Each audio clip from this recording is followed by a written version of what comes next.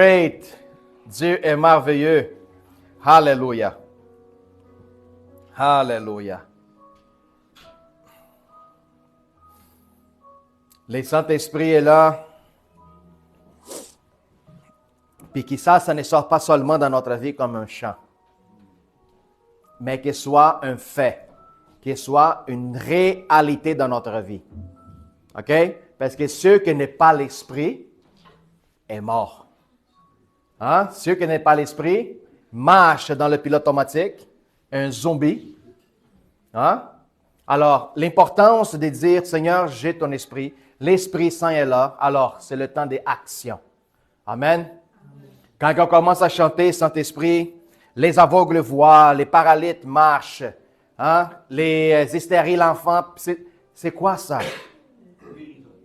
C'est guérison, c'est manifestation de puissance, force, miracle, domination de qu'est-ce que l'homme n'est pas capable de faire. L'Esprit de Dieu est capable. Alors que cette chant ne sort pas seulement dans notre bouche, mais qu'il vient un fait, un style de vie pour nous autres, en tout le temps. Parce que qu'est-ce qui est impossible pour homme? Voilà. Puis ce Dieu de possible est en toi. Alléluia. Et en toi, est en moi. La seule personne qui pourrait limiter Dieu d'agir, d'opérer, c'est nous-mêmes. C'est quand que je suis troublé, quand que je laisse les inquiétudes du monde prendre possession de ma vie, j'arrête de voir les dieux d'impossible, puis je commence à voir les impossibilités de ma vie. Puis là, je commence à dire, je peux pas, je suis pas capable, tu connais pas mon passé, tu connais pas ma vie.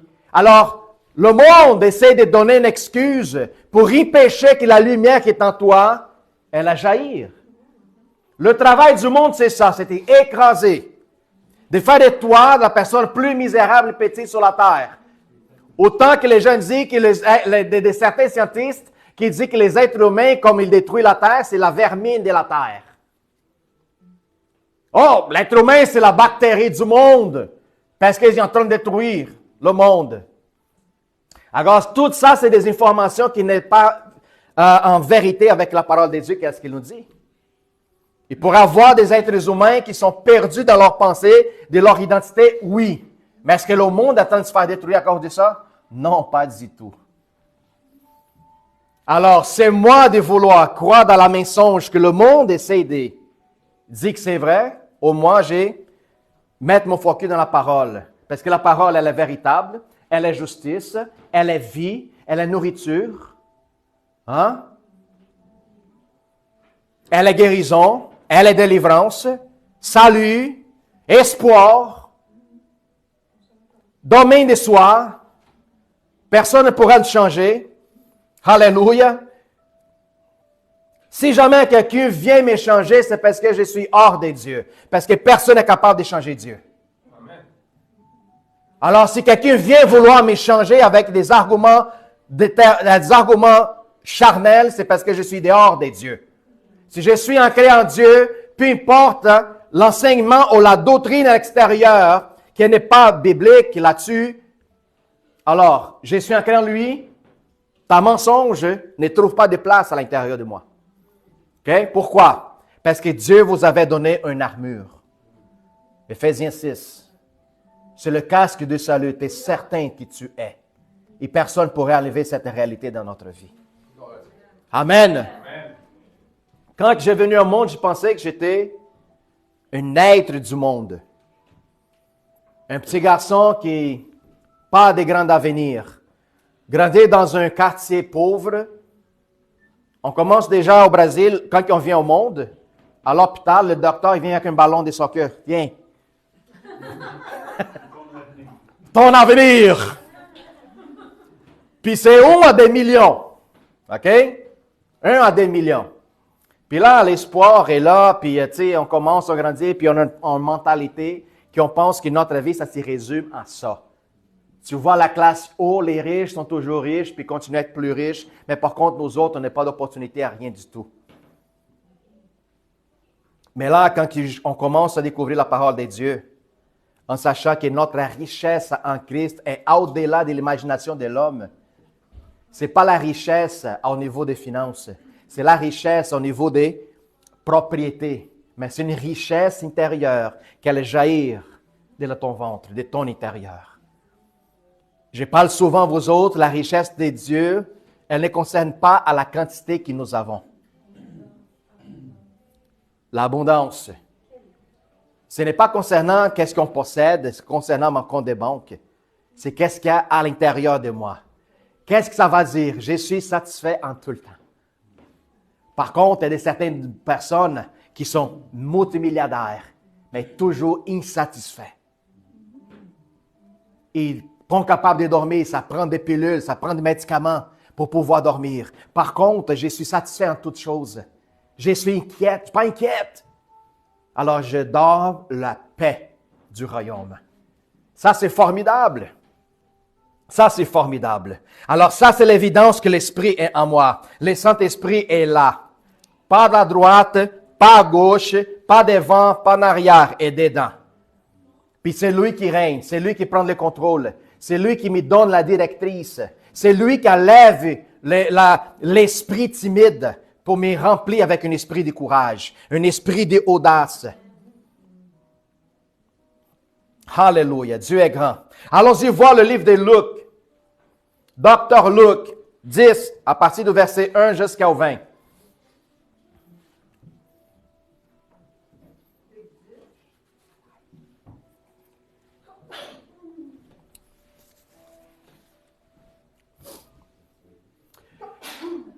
Pour vos frères et sœurs qui sont directement en ligne, j'aimerais ça que vous partagez cette live dans votre Facebook pour qu'on puisse toucher plus de monde sur les réseaux sociaux. Alléluia. Luc 10, à partir du verset 1 jusqu'au 20. Thank you, Lord.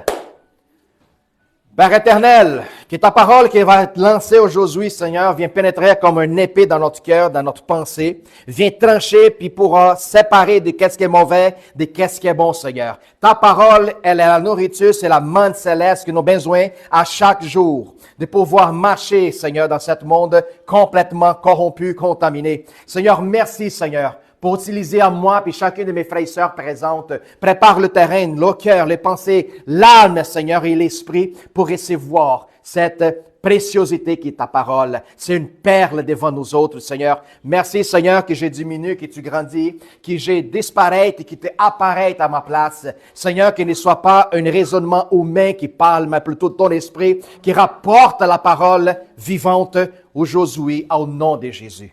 Alléluia. Thank you, Jesus. Hallelujah. Après cela, le Seigneur désigna encore 70 autres disciples. Ça, c'est après Jésus a envoyé les 12. Ensuite, il envoie 70 autres disciples. Il les envoie 2 en 2 devant lui dans toutes les villes et dans tous les lieux où lui-même devait aller. Il leur dit, la moisson est grande, mais il a peu d'ouvriers. Priez donc le maître de la moisson d'envoyer des ouvriers dans la moisson.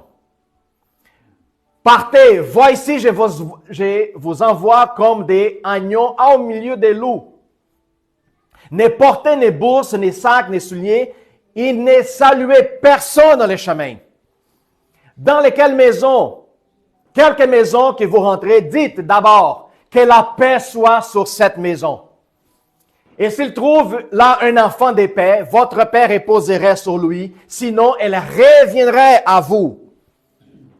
Demeurez dans cette maison-là, mangeant et buvant, qu'est-ce qu'il vous donne? Car l'ouvrier mérite son salaire. N'allez pas de maison en maison. Dans quelle ville que vous entrez et où l'on vous recevra, mangez ce qui vous sera présenté. Guérissez les malades qui s'y trouveront, et dites-leur, le royaume des dieux s'approche de vous.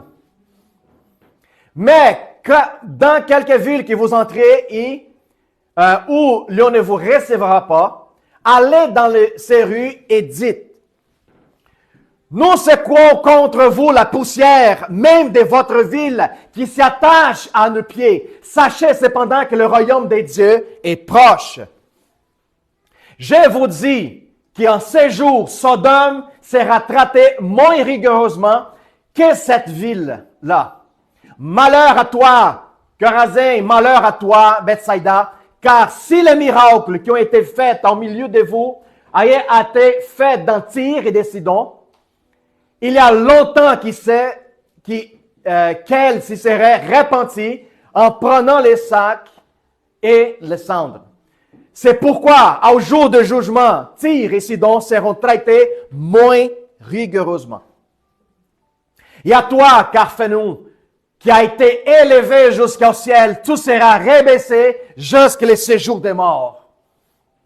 C'est lui qui vous écoute, m'écoute. Et c'est lui qui vous rejette, m'y rejette. Et c'est lui qui m'y rejette à celui-là qui m'a envoyé.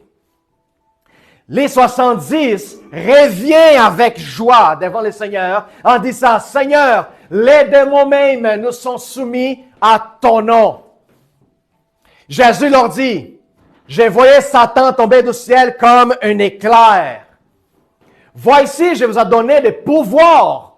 Je vous avais donné le pouvoir de marcher sur des serpents et des scorpions et sur toutes les puissances de l'ennemi. Toutes les puissances de l'ennemi. Et rien ne pourra pas vous nuire. Cependant, ne vous réjouissez pas de ce que les esprits vous sont soumis, mais réjouissez-vous de ce que vos noms soient écrits dans les cieux. Hallelujah. Thank you, Jesus. Pouvez-vous dire Amen? Amen. Qu'est-ce qu'on voit là-dedans? On voit que 70 étaient envoyés. Oui, 70, c'était déjà la deuxième fois que Jésus envoie leurs disciples. Alors, ils prennent 70 qui ça représentait des nations, puis envoie les disciples pour aller par toutes les villes puis prêcher la bonne nouvelle. Alors, vous voyez que Jésus, il donne des instructions. Avant, il dit, la moisson est prête. Priez au Père pour renvoyer des travailleurs. Des gens qui viennent au service. Pourquoi? Parce que dans la vie que nous sommes en train de vivre, il y a plusieurs qui s'appellent chrétiens, mais ceux peu qui sont à l'œuvre. Alors, Jésus demande des vrais ouvriers, des gens qui veulent mettre la main dans la pâte, les gens qui veulent vraiment travailler.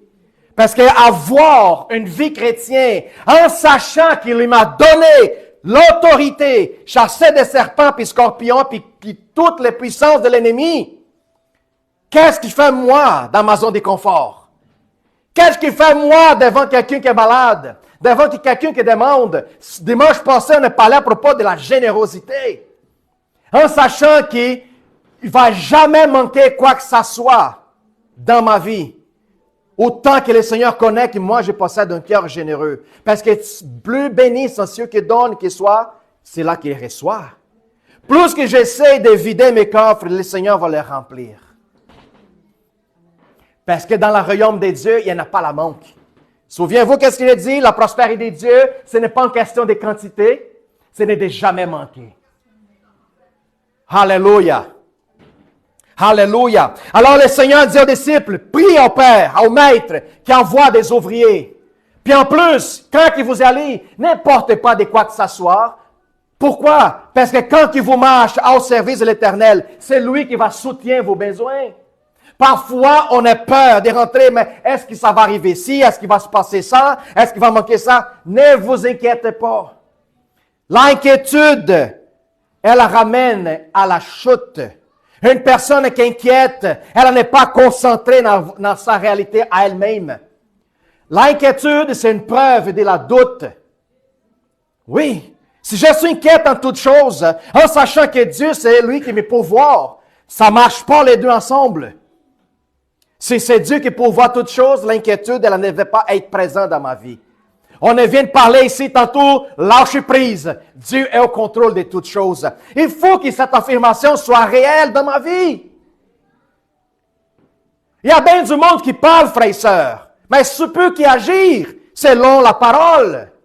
Puis ça, c'est important qu'on commence à agir et à manifester ça pour qu'il devienne réalité, pour que les gens du monde disent « Wow! » Ce n'est pas juste quelqu'un qui parle, c'est quelqu'un qui vit vraiment cette réalité. Alors, lui dit, n'apportez pas quoi que ce soit, dans le but de dire que tu seras dépendant de tes propres soutiens. Non, sois dépendant de qui moi je vais te soutenir dans tes besoins. Vous allez dans les maisons en maison, vous allez rentrer et dire que la paix soit dans cette maison. Qui paix il parle? Il parle à propos de la paix qu'on connaît dans le monde. Non, la paix, ce n'est pas un sentiment puis une émotion. La paix est quelqu'un. Amen. C'est comme si je viens, je dis que Christ soit dans cette maison. Amen. C'est ça qu'est-ce qu'ils sont en train de dire. Parce que la paix, c'est quelqu'un. Quelqu'un qui vient de mourir à l'intérieur de moi. La maison, c'est notre corps, c'est mon cœur, c'est le temple de l'habitation de Dieu. Lisa, que la paix soit avec toi. Je suis en train de dire à la maison que Christ demeure et habite dans ton cœur. Alléluia.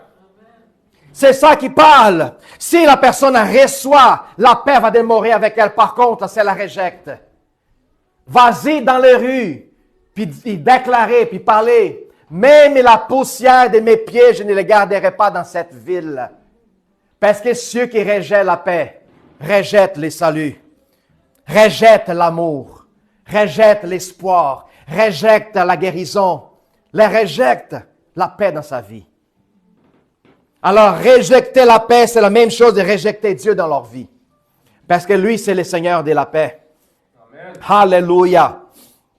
Puis tout, quand vous allez rentrer dans cette maison, vous allez demeurer. Ne saute pas de maison en maison, dans le sens de dire, je vais sauter de maison en maison pour aller cueillir qu'est-ce qu'ils vont me donner, je vais accumuler, je vais garder envers moi. Non, tu rentres, puis tu restes. Peu importe qu'est-ce qu'ils vont poser à la table, mange.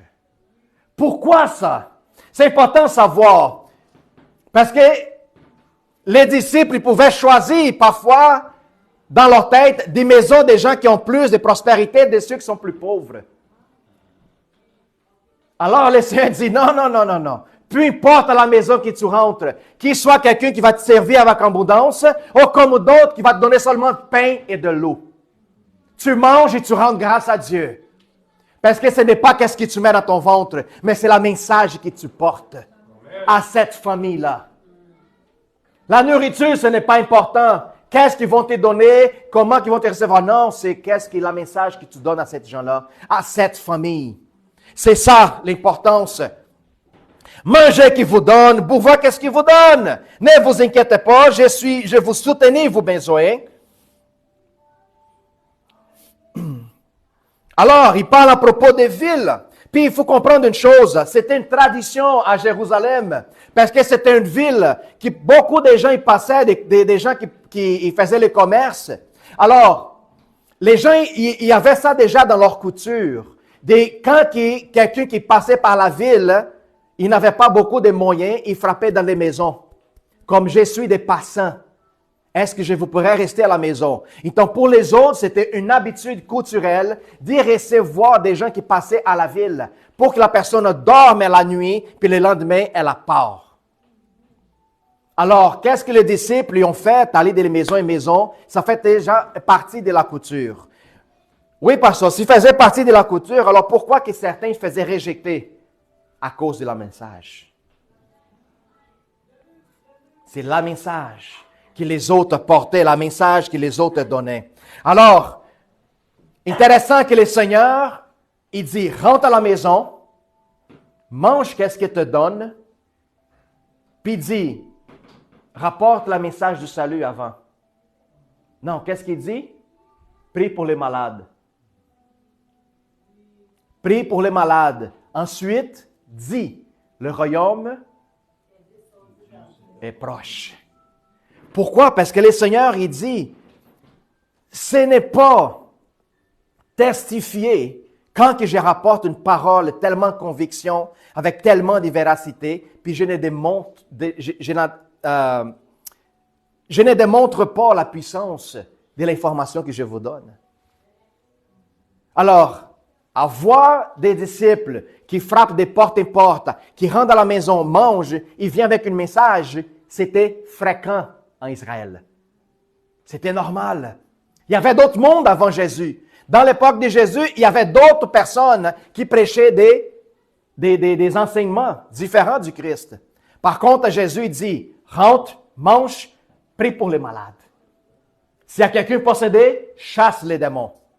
Puis ensuite, vous dites, le royaume des dieux est arrivé. Pourquoi? Chasser des démons et guérir les malades testifie que le royaume des dieux est présent. Amen. C'est important, frères et sœurs, aller chercher puissance dans l'esprit. Pasteur, comment que j'ai fait? Sors de ta zone de confort. Sors de ton naturel, frères et sœurs. Comment que j'ai fait sortir de naturel? Quand tu connais quelqu'un, que tu écoutes la personne, qu'elle dit qu'elle a un problème, laisse-moi prier pour toi, pour ton problème. Je suis malade, laisse-moi prier pour ta maladie. Oh, j'ai besoin d'un conseil. Allons-y prier à Dieu pour que Dieu donne une réponse sage par rapport à ta décision. Alors, c'est agir, c'est mettre toi dans la boule de l'autre. C'est toi rentrer dans la vie de la personne et participer avec elle, en train de dire qu'il y a du monde qui croit que tout est possible à changer. Peu importe la circonstance et la situation. Alors, tout est possible. Oui, sans souci, sans questionnement, tout est possible. Les disciples rentraient dans la maison, guérissaient les malades, apportaient la bonne nouvelle. Ils donnaient tout à la personne. Mais c'était dans la famille de décider qu'est-ce que les autres voulaient.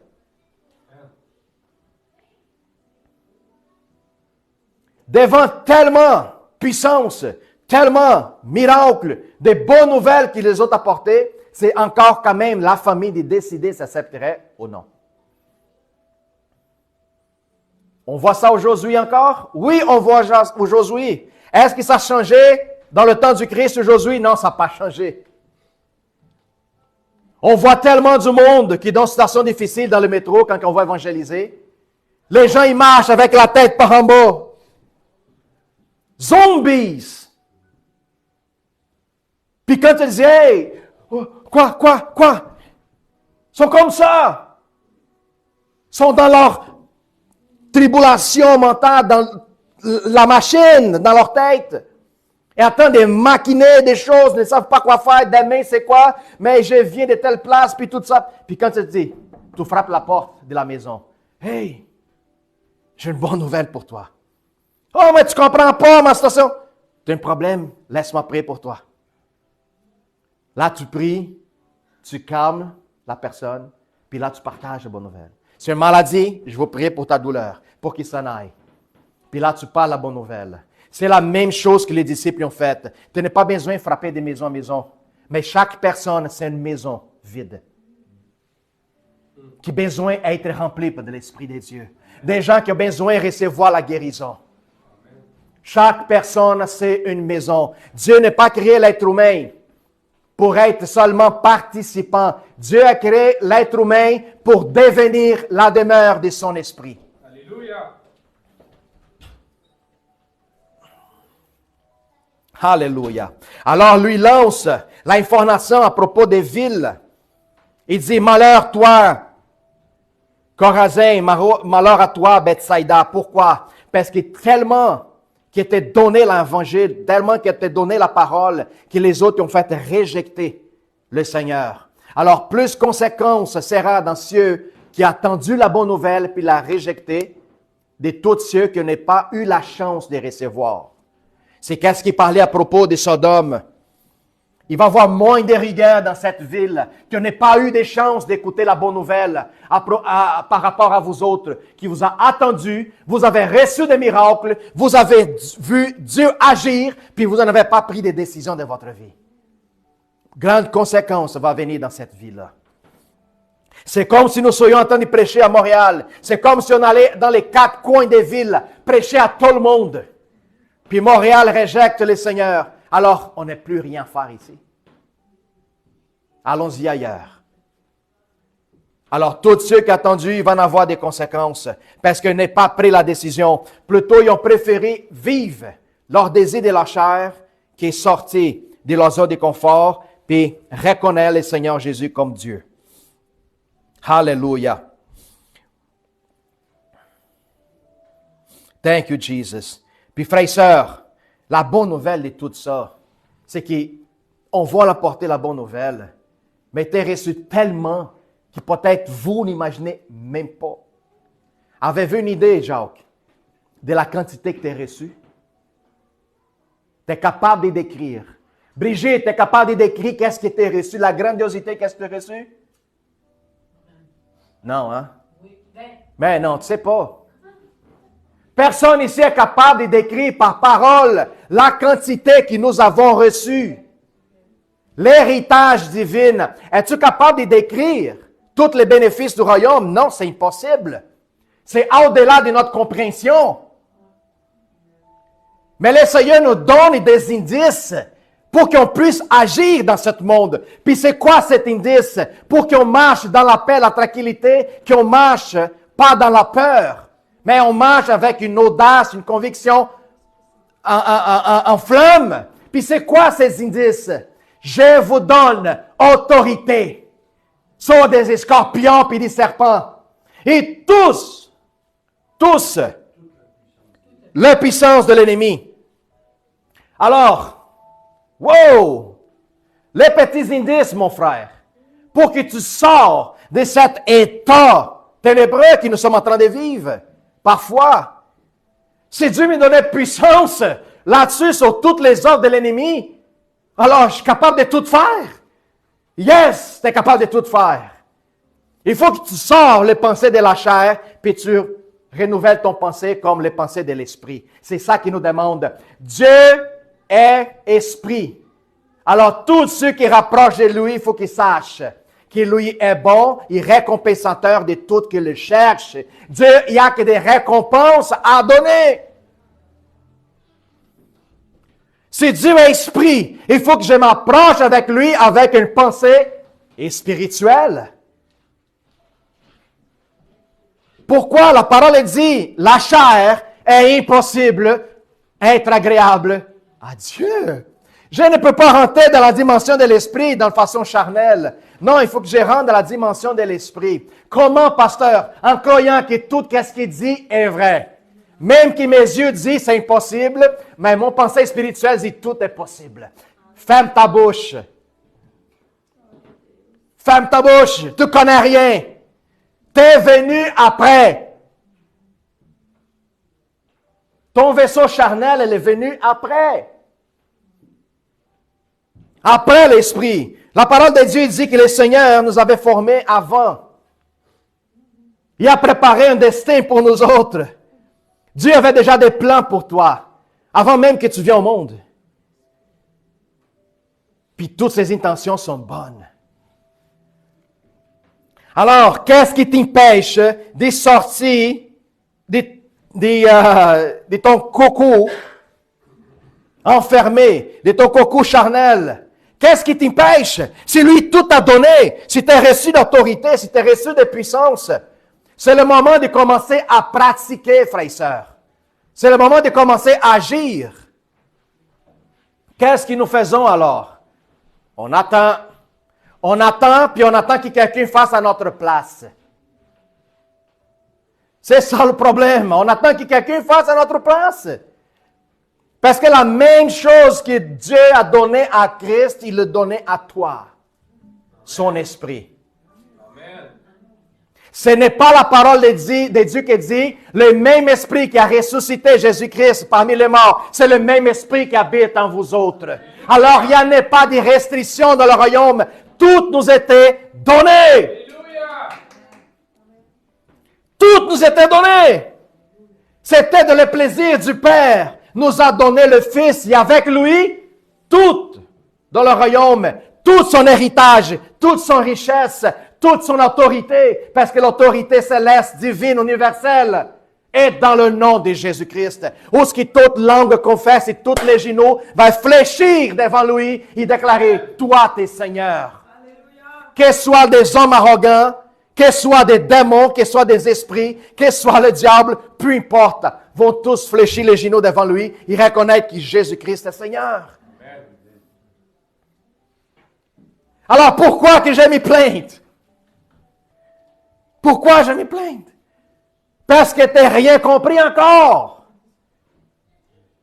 There is power in the name of Jesus. There is power in His blood. Yes. His blood making me pure.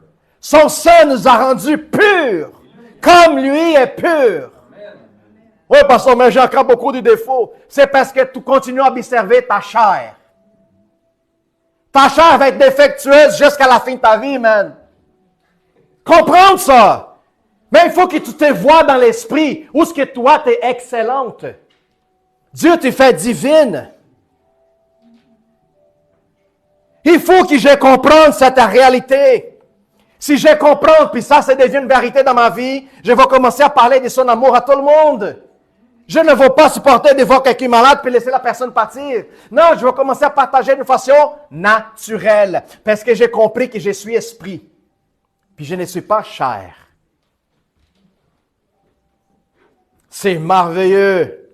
Puis ça nous rapporte une joie. Plus que je déclare, plus que je proclame, plus que cette vérité devient solide. La fondation, elle devient plus stable, plus rigide, plus fort.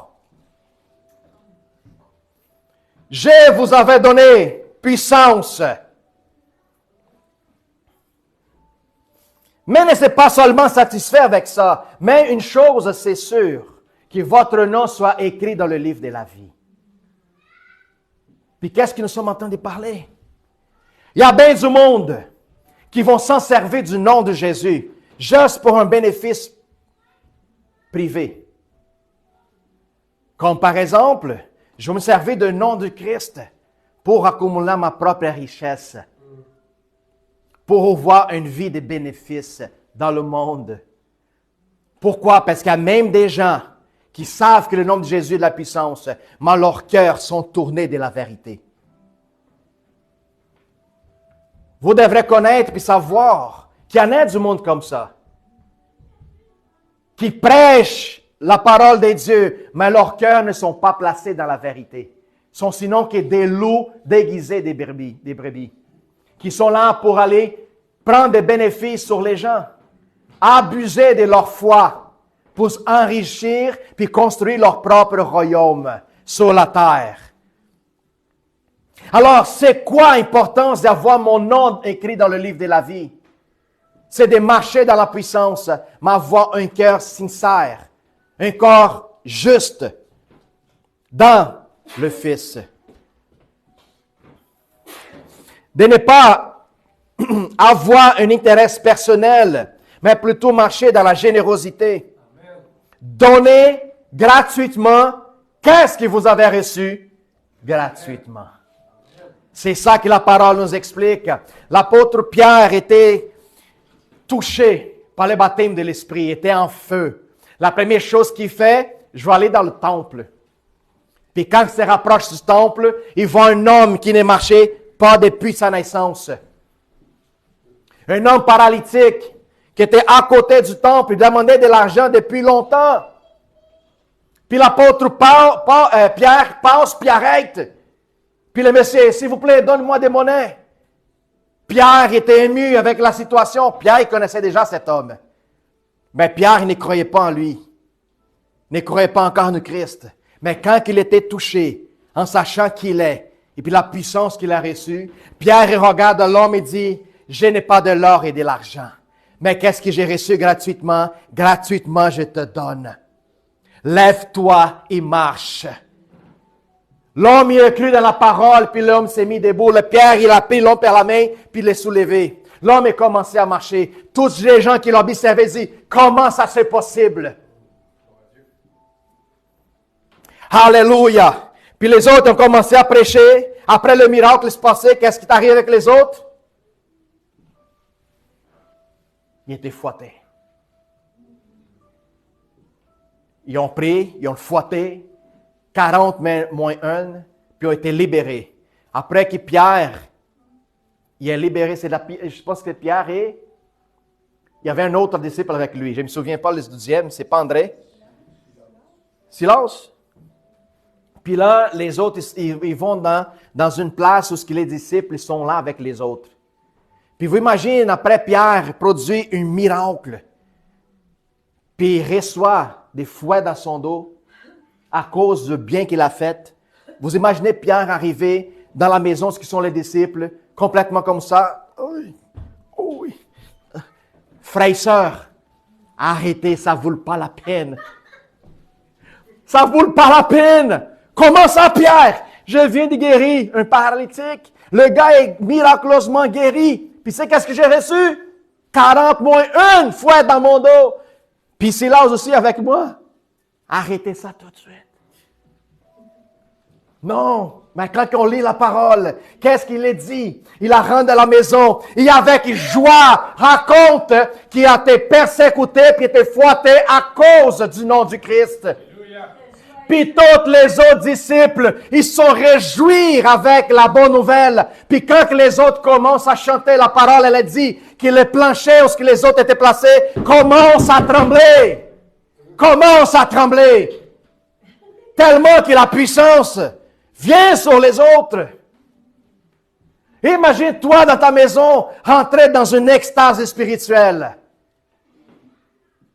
Où est-ce que tu commences à louer, glorifier, testifier ton identité, qui est Dieu en toi, la nouvelle naissance. Puis tout à coup, tu commences à louer, puis tu ne sens plus les planchers en dessous de tes pieds. Tu es quelques pouces en train de flotter. Parce que nous sommes spirituels, nous ne sommes pas charnels, frères et sœurs. C'est qu'est-ce que nous avons reçu. Alors, en sachant ça, est-ce que j'ai besoin d'être encouragé à quelque chose d'autre? Est-ce que j'ai besoin d'autres encouragements? M'excuse, si tu n'es pas encouragé avec tellement de vérité qui était donnée à toi entre tes mains, quelle d'autre chose pourrais te faire encourager dans cette vie? Cette vie qui n'a rien à te donner, n'a rien à te présenter, rien de bon et durable. Mais qu'est-ce que nous avons reçu? Ça perdure par l'éternité et toujours. Alors, j'ai dit une chose avec moi. Tout ça, qu'est-ce que j'ai reçu? C'est pour l'appliquer maintenant sur la terre. Parce que quand le Seigneur va venir, ça là, tu vas s'en servir plus. Parce qu'au ciel, il n'y en a pas de malade, il n'y en a pas de dépressif. Le ciel, il n'y a pas de paralytique. Il n'y en a pas du monde pour prêcher la bonne nouvelle au ciel. Tu ne vas pas parler en ange, hey, tu vas être sauvé.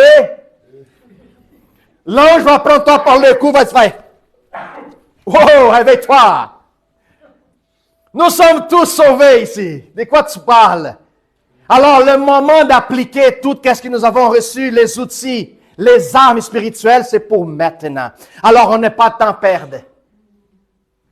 Puis tout ce que vous allez voir Dieu s'en servir de vous autres, vous allez agir comme Pierre. Peu importe qu'est-ce que le monde dit à propos de moi, tous les mensonges, pas grave. Je me réjouis dans le Seigneur. La joie du Seigneur est ma force.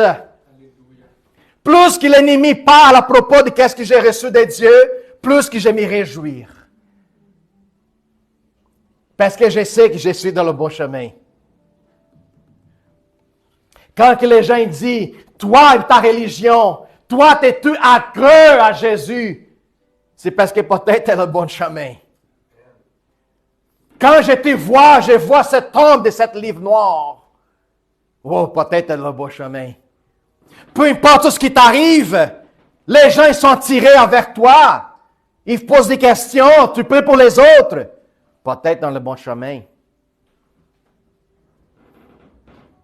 Les gens sont curieux de savoir comment tu es capable de supporter tout. Comment que tu passes à travers de ce que nous sommes en train de vivre. Puis tu es encore joyeux, tu es content. Puis tu continues à partager ta joie avec les autres. C'est quoi ton secret? Je ne suis pas dans ce monde. I'm not from this world. Hein? That's my secret. You wanna get it? Tu veux le recevoir? Ouvre ton cœur, j'ai un message pour toi. Dieu a tellement aimé le monde qu'il a donné son Fils pour tous ceux qui croient. Ne périssent pas, mais reçoivent la vie éternelle. Et tous ceux qui reçoivent l'héritage en Christ. Autorité, puissance et domination. C'est ça le bénéfice de vivre le royaume de Dieu sur la terre. Alléluia! Puis écoute, dans le verset précédent, le chapitre 9, mettez Nadia, 57 à 62. Il y a certains gens qui ont venu voir Jésus avec des propositions. Puis ça, je vois partout, dans des églises, pas celle-là ici, dans les autres. OK?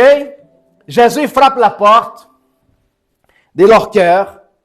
Oh, les gens, ils essaient de se rapprocher de Jésus. Puis les gens, ils font des propositions. Ça va dire, laisse-moi te dire comment que je vais vivre, Jésus. Plutôt que, dites-moi quoi faire. Peux-tu répéter, s'il te plaît? 9. Non, mais dans quel âge? Luc 9. Fais juste tourner la page, Nadia. 57, 62.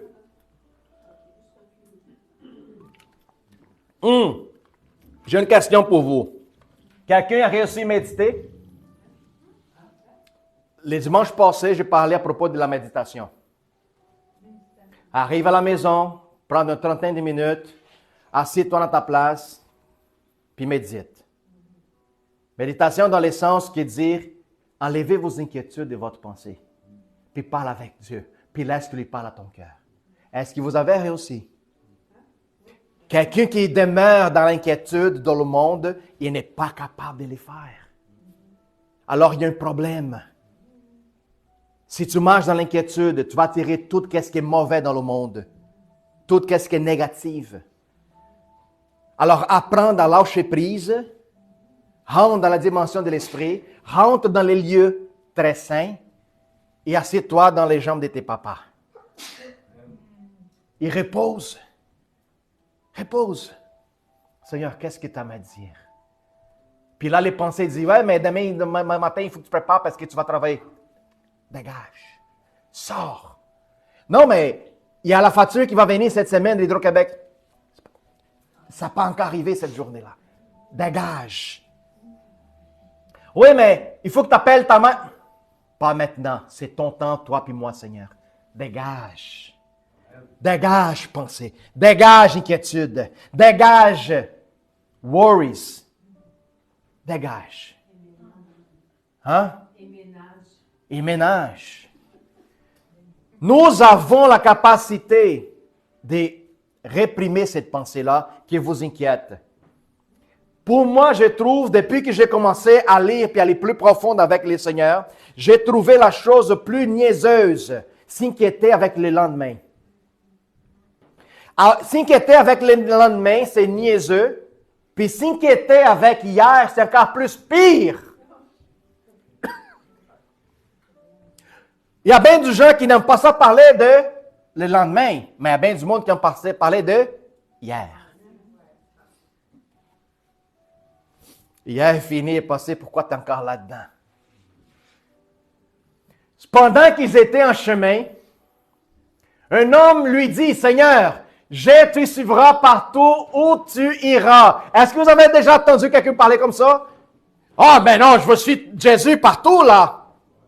Non, je vais faire tout ce qu'il me demande. Non, Jésus, je vais le suivre. Puis Jésus le regarde et dit, le renard, ils ont des tanières, et les oiseaux du ciel, ils ont des nids, mais le Fils de l'homme n'a pas un lieu où il puisse reposer la tête. Qu'est-ce que Jésus parle là-dedans?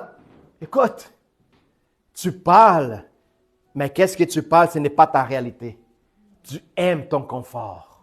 Puis qu'est-ce que Jésus est en train de dire? Si tu décides de me suivre, tu n'es pas une racine placée dans un sous-lieu.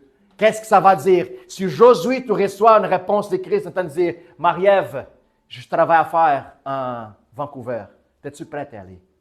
Si arrive, Vincent, j'ai du travail à faire en Afrique. Es-tu prêt à y aller? Hein?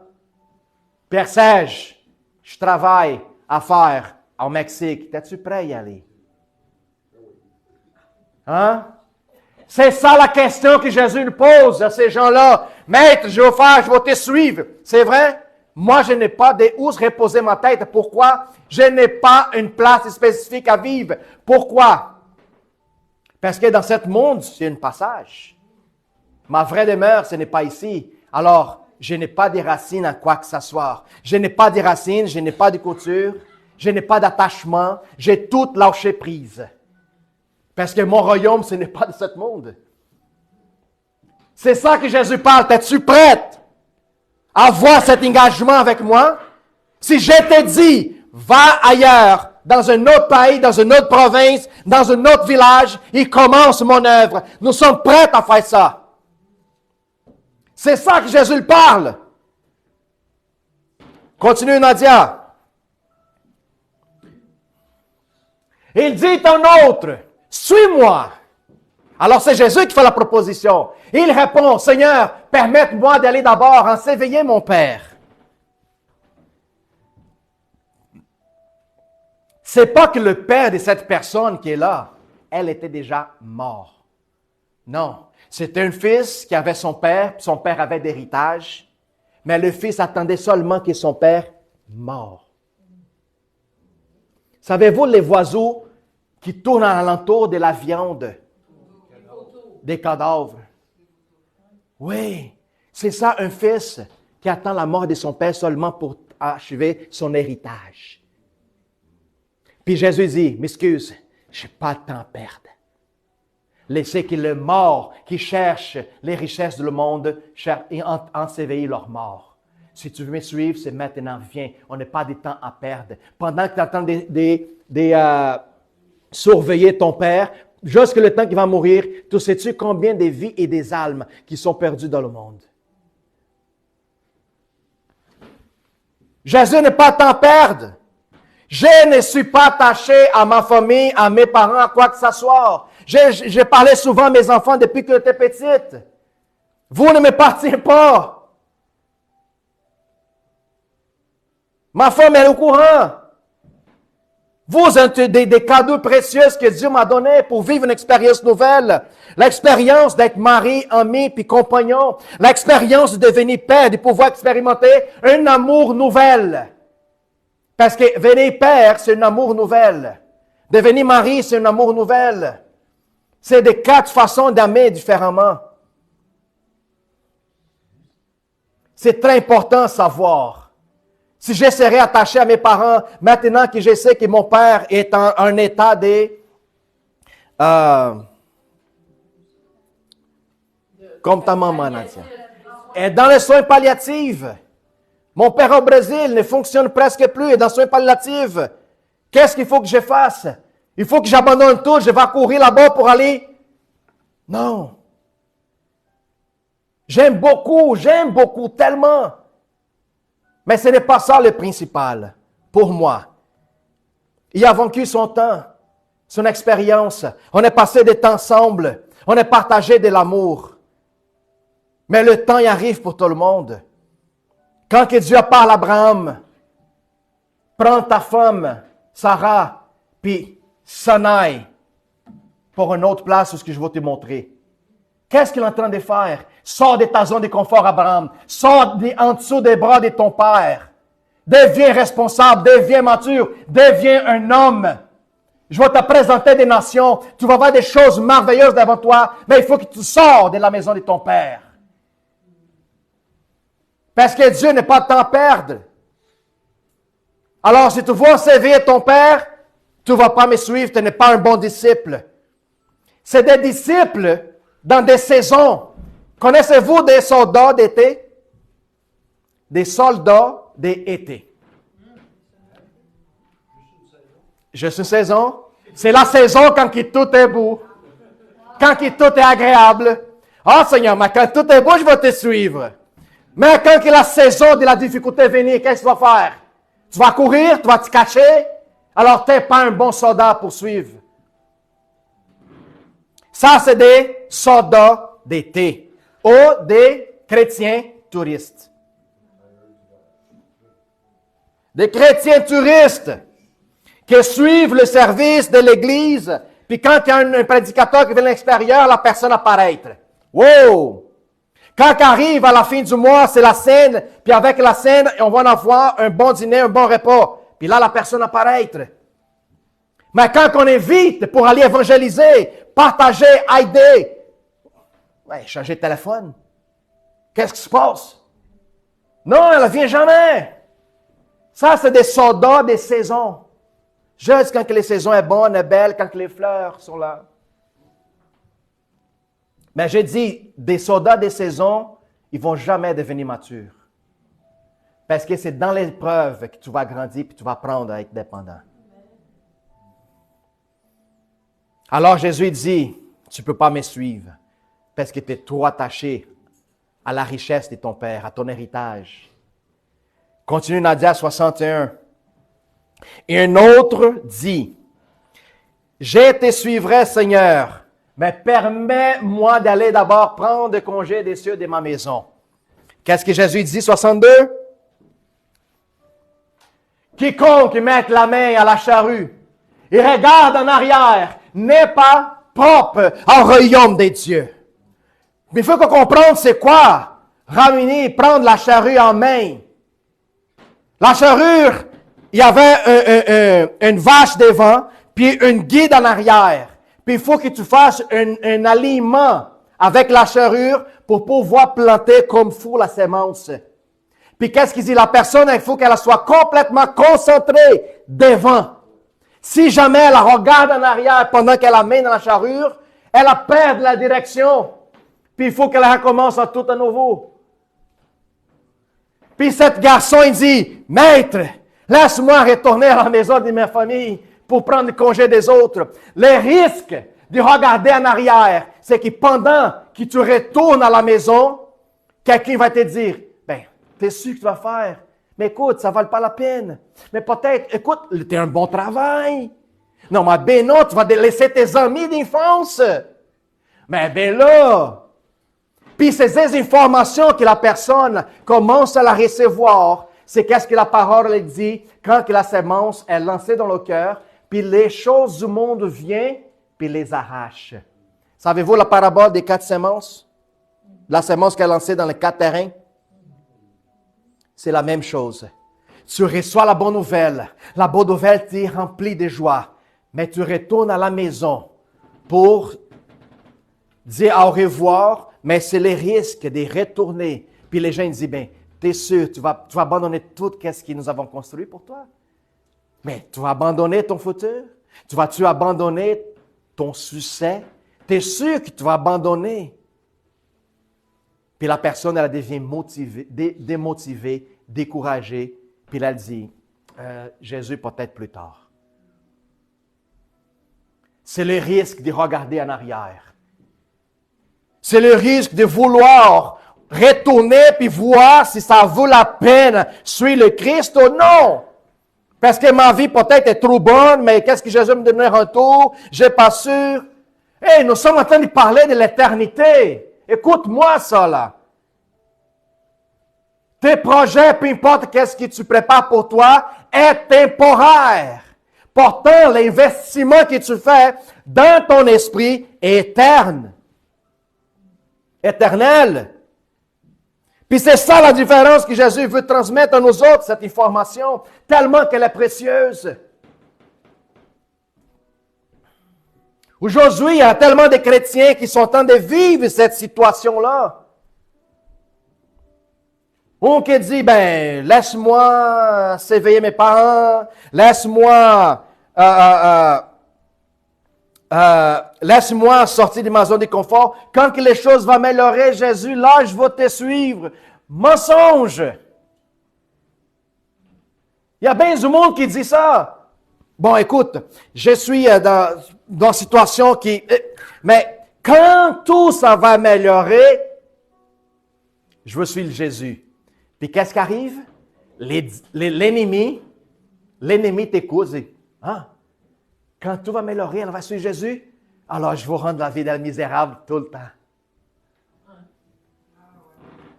Tout le temps, tu vas avoir de la misère. Parce qu'autant que tu es la misère, tu ne vas jamais suivre Jésus. Là, il était eu là. Quand je vais être guéri, peut-être je vais suivre. Ah oui. Je vais la laisser toujours malade. Je vais rendre sa vie toujours misérable. Elle ne va jamais se présenter à l'église. Elle ne va jamais demander des prières. Elle va toujours dans la dépendance. Elle va dépendre de médicaments. Elle va dépendre de sa souffrance. Elle va chialer tout le temps. Puis plus qu'elle en chiale, plus qu'elle se plaint, plus de choses négatives viennent sur elle. Elle va être dépressive. Elle va être insatisfaite. Elle va perdre leurs amis parce que personne ne veut écouter quelqu'un qui est dépressif, malheureux. C'est ça que l'ennemi. Alors si je suis dans un état qui pour moi, ça a l'air impossible d'avancer, mais par contre, j'ai décidé de m'élever parce que ce n'est pas par ma force, mais par l'Esprit de Dieu qui opère en moi. J'ai décidé de sortir de ma zone de confort, de prendre ma croix et suis Jésus. C'est là que l'ennemi va prendre de ses cornes, va dire non! J'ai pensé que je pouvais atteindre les feux à l'intérieur de son cœur, mais plus que je mets de la pression sur lui, lui devient plus fort. Pourquoi? Ce n'est pas par mes forces, par mes muscles, mais par son esprit. C'est là quand tu es plus faible, tu dis, je suis fort. C'est cette réalité, le royaume qui est devant vous, frères et sœurs. J'ai des combats personnels dans ma vie. Mais quand je parle à propos des combats, je ne parle pas à propos de moi. Parce que dans l'esprit, moi, je suis convaincu que le combat est déjà gagné. Pour moi, il n'y a pas de la perte.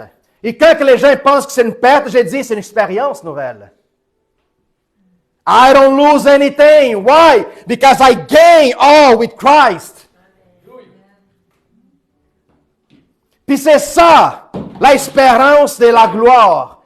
Jésus en moi. The hope of glory. Christ in me. Ça, c'est la beauté. Ça, c'est la merveille que nous devons vivre continuellement. Puis en sachant cette réalité, je partage, je parle, je lance, je prie, je chasse. Quand il y a un sentiment mauvais essaie de venir, parce que quelque chose que je n'ai pas réussi à l'avoir, je dis, c'est pas grave, tu es au contrôle pareil, je vais mettre ma confiance en toi. Si je n'ai pas réussi, c'est parce que tu ne veux pas me donner. Je ne mérite, pas que je ne mérite pas, ce n'est que ce n'est pas bon pour moi.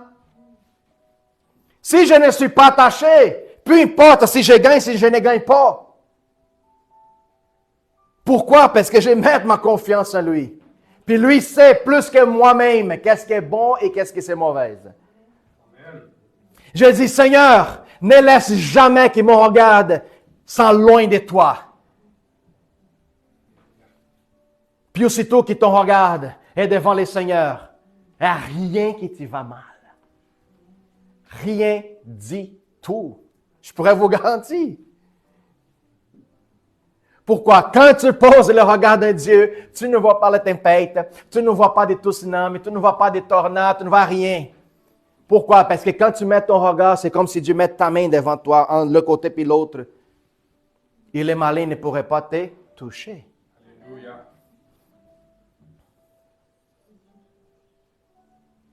Pasteur, parfois on pense que nous sommes des Superman.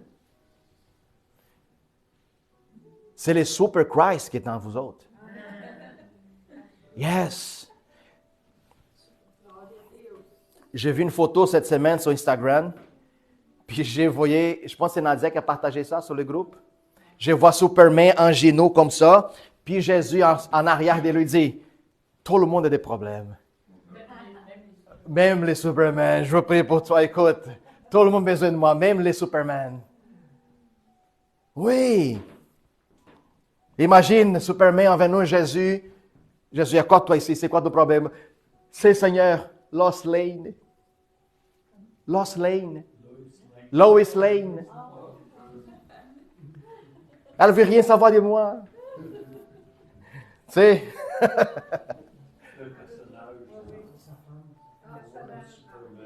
T'es de quelle époque, toi? Come on! Clark Kent, Lois Lane. Qui ne connaît pas? Come on! Nous sommes des années 60. Alléluia. Dieu est grand. Dieu est grand. J'en avais une histoire à raconter, mais elle a s'enfuit de mon pensée. Alléluia. Alors, frères et sœurs, ne permet pas dans votre vie, OK, qu'aucune circonstance ou situation ne change pas qui vous êtes. Parce que vous n'êtes pas votre circonstance. Amen. Il faut saisir l'information. Vous n'êtes pas... Oui, mais tu ne connais pas parce que mes parents... Vous n'êtes pas vos parents. Non, mais vous n'êtes pas votre travail non plus. Vous n'êtes pas l'histoire que le monde veut que vous soyez. C'est l'histoire que Dieu a déjà décrite pour toi. C'est ça ta réalité. Puis quand je pose la question aux gens, de où est-ce que tu es venu, c'est quoi ton but d'existence, puis c'est quoi ta destinée, puis personne n'est capable de répondre, je vois la tristesse dans le cœur. Parce que si tu n'es pas capable de savoir qui tu es, quelle tristesse misérable. Pourquoi tu vis alors? Je vis pour travailler, me réveiller, manger, boire, puis sortir, puis faire des enfants. Puis... Après ça, mourir, t'es mort, puis c'est fini. Oui, j'ai mort, c'est fini. Quelle misérabilité. Alors pourquoi faire tout ça?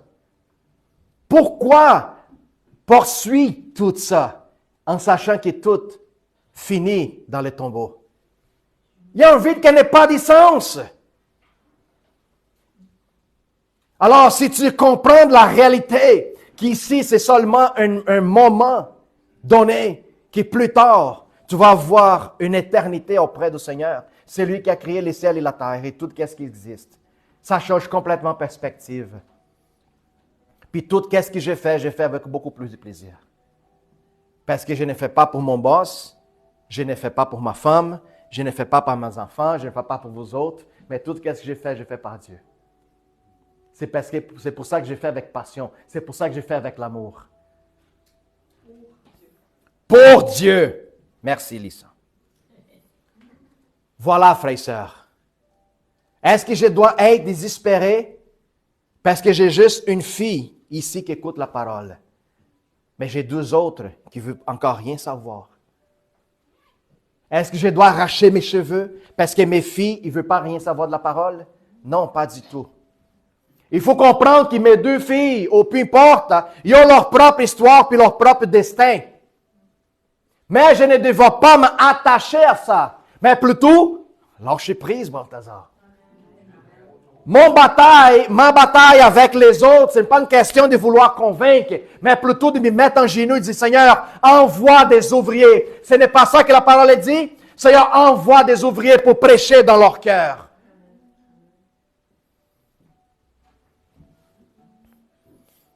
Alors, frères et sœurs, allons-y prier pour des ouvriers. Mais je parle pour des vrais ouvriers. Ceux qui mettent la main dans la pâte et qui travaillent. Parce que devenir chrétien, c'est facile.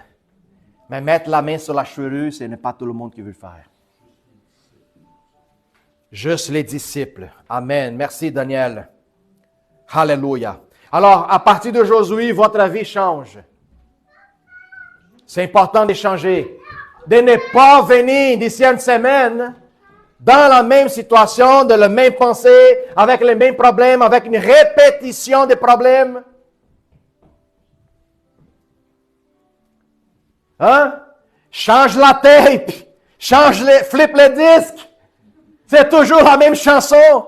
C'est toujours le même problème, c'est toujours la même chose. Quand je vois que les gens se plaignent toujours de la même chose, savent qu'est-ce que ça va me dire? Tu ne veux pas changer. Tu te refuses de changer. Tu refuses de prendre une attitude puis changer. C'est ça que ça donne. Alors, nous avons tous dans notre main, tous, pour régler mon problème personnel, pour régler mon problème des finances, pour régler mon problème des couples, pour régler mon problème par rapport à ma famille, mes parents, ma situation personnelle, ma santé. J'ai tout en ma main. Alors, qu'est-ce qu'on fait avec?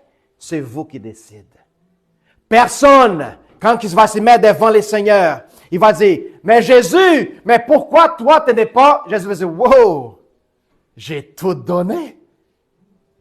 De quoi tu te plains? J'ai tout donné. Ma vie à toi. Et combien de ta vie t'est donnée à moi? Combien de ta vie, de ton temps, de tes pensées, de tes finances, de tout à moi?